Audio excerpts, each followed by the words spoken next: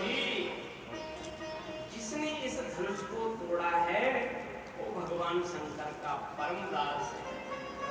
तो हो वही क्यों एक दास तुम्हारा दास। परशुराम जी तो पहले ही क्रोधित हैं और भगवान के इन वचनों को सुनकर के और क्रोधित हो गए, जैसे आग के ऊपर घी डाल दिया। पहले ही आग जल रही है और उसके ऊपर घी को डाल करके उसको बढ़ा देना।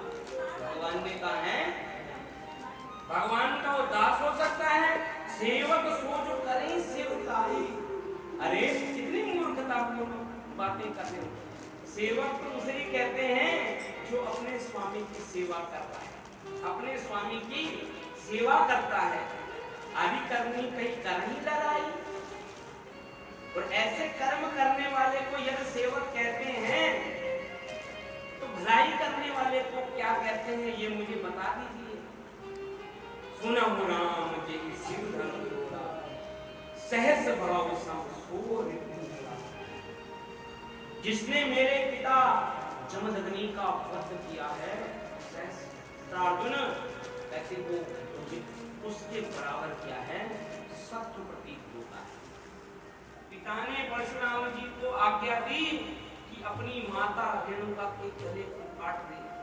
ना इधर देखा ना उधर, तक्षण कहते कि अपने खड्ग से मां का क्या है गला काट दिया। प्रसन्न हुए जमदग्नि जी और जमदग्नि जी का परम हुआ पुत्र बोले कि पिताजी मुझे यही वर चाहिए कि मेरी मां का जो गर्दन है पुनः वैसे की वैसे हो जाए और मेरी मां को पता भी ना लगे कि मैंने उनकी गर्दन काटी है। तो सहस बाहु की तरह कहते हैं मुझको लगेगा सो बिल गांव बिहारी समाज। समाज से कहते सेट हो जाए, ऐसे ना हो कि उसके चक्कर में 2-4 घोड़ों की भी गर्दन कट जाए। अब सब जो राजा हैं वो त्राही होने लगे कि परशुराम जी से हम नहीं बच सकते। न तमारे जे नहीं जब अब राजा, सब राजा मेरे द्वारा मार दिए जाएंगे। अब एक दूसरे को इशारा करता है कि भाई बोल देते हैं यार, बोल देते हैं। बोले कि रुक जा, पहले देख ले, थोड़ा पारा और बढ़ने दो, तब मारने में और आनंद आएगा।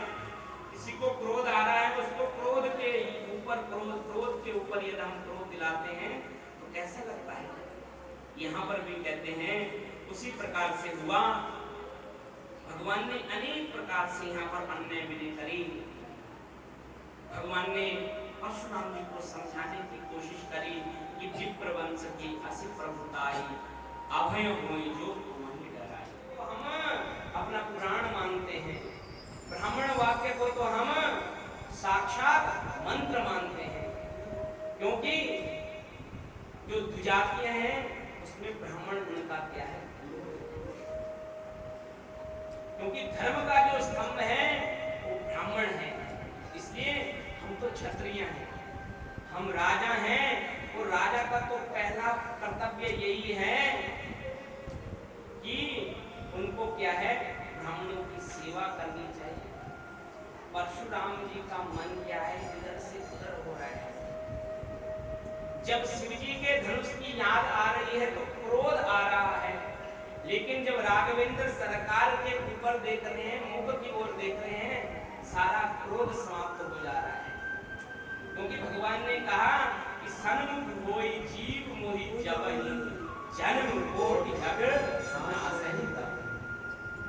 जब जब व्यक्ति मेरे सामने होता है और जब वो मेरे सामने आता है, उसके जन्म कोटि के क्या है मैं अपराधों को ऐसे ही समाप्त कर देता हूँ। बारंबार सोचने लगे, भगवान ने कहा था कि त्रेता के इस समय में मैं क्या है मेरा प्राकट्य होगा, मेरा जन्म होगा। क्या ये राघवेंद्र सरकार खुद तो नहीं है, तो मेरी ये बात कैसे पूरी हो। अपना जो धनुष है उसको कहते हैं भगवान को देने की चेष्टा करें। देख चाहूं आपहु चली गयहूं परशुराम मन विस्मय भयो। परशुराम जी के मन का जो संदेह था वो दूर हो गया, क्योंकि भगवान नारायण ने क्या है ये धनुष है, ये परशुराम जी को दे रखा है। और भाई हम साधारण दृष्टि देखें, हमारी चाहे गाय हो, चाहे भैंस हो, चाहे हमारा कुत्ता हो, अगर हमने कहीं पर दे रखा है और कुछ दिन बाद हम उसको लेने जाएं तो कैसे दौड़ के हमारी तरफ आता है। मन कुत्ता दर दर फिरे तो दर दर दूर दूर होए, और एक ही दर को भय रहे तो दूर दूर करे ना होए। तो यहाँ पर चाप ने देखा ये तो मेरे अपने हैं, मेरे आराध्य हैं, मैं तो इन्हीं का हूँ, तो दौड़ करके भगवान के हाथ में आ गए। जैसे एक चुंबक से दूसरी चुंबक खींचती है, अपने आराध्य के प्यार कमलों का स्पर्श करने के लिए धनुष भगवान जी हाथ में आया।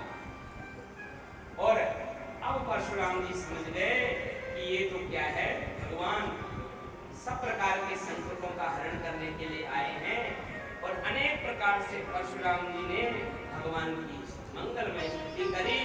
और यहाँ पर भगवान का परम मंगलमय विवाह का जो उत्सव है वो प्रारंभ हो गया। मुदित राव कई भले कृपाला, पठे दूत बोले तेरी काला।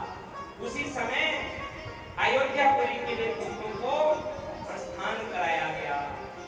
और जैसे ही अयोध्यापुरी में प्रस्थान हुआ और उन्होंने उस संदेश भाग को आया देखा, अतिथि देवो भवा, उनका सत्कार पूजन वंदन किया, उनको जलपान कराया।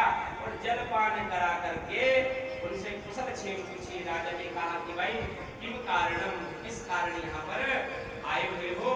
तो बोले कि ये कारण है। वशिष्ठ जी ने समझाया कि मैंने कहा था ना, विश्वामित्र जैसे संत के साथ जाने से आदमी क्या है, मंगल ही प्राप्त करता है। इसीलिए कहा है कि साधु नाम दर्शनम पुण्यम तीर्थ भूताई साधुआ। साधु के दर्शन कभी व्यर्थ नहीं होते। इसलिए जब भी समय मिले, इसीलिए हमारे जो शास्त्र की परंपरा है उसमें नजदीक दीक्षा लेने की जो विधा है उसको बताया गया है। क्योंकि भाई अगर नजदीक अपने घर के आसपास दीक्षा ली होगी तो हर छोटे मोटे त्योहार में उस स्थान पर पहुंच जाओगे। अब ले रही थी यहाँ से मुंबई दीक्षा, तो बड़ा सोचोगे, क्योंकि भाई जेब का बजट भी देखना है, अपना समय भी देखना है। क्योंकि मंत्र तो सबका एक ही है, मंत्र जाप मम दृढ़ विश्वास। जो काम जो करामात वो सतगुरुदेव करेंगे, वही करामात ये सतगुरुदेव महाराज जी करेंगे। बड़े प्रसन्न हुए, अपने सारे मित्र समाज, अपने कुटुंब परिवार को लेकर के दशरथ जी महाराज जनक जी की मिथिला में प्रवेश करना प्रारंभ कर दिया। बड़ी प्रसन्नता के साथ उस स्थान पर पहुंचे। और जब उस स्थान पे पहुंचे, वशिष्ठ जी और सतानंद का संवाद हुआ। दोनों ने दिव्य भव्य वेदी बनाई और वेदी के बीच में लोवा फिर दसों दिखावा सुरभि सन्मुख सुरहि पियावा। यहाँ पर जनकपुरी इतनी दिव्य भव्य करी हुई है कि उसका कहते हैं, गोस्वामी जी कहते हैं से वर्णन नहीं किया जा सकता। भगवान ने उस मंडप के स्थान पर आए, मां जानकी को भी उस मंडप के स्थान पर बुलाया गया। और भगवान राम का विवाह जो संस्कार है पूर्ण हुआ।